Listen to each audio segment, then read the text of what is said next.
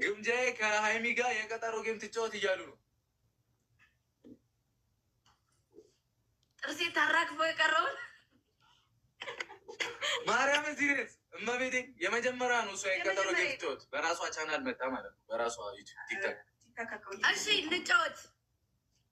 ጉድፈላ በቃ ጉድፈላ። ግን ደግሞ ይኸውልሽ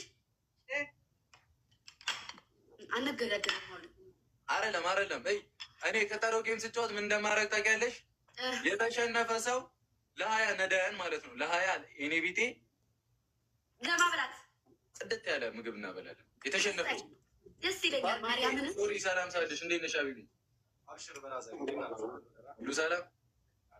እሺ እንስማማ። በዚህ ቀን ወስነን እናሳውቃቸዋለን። ግን ተስማምተናል።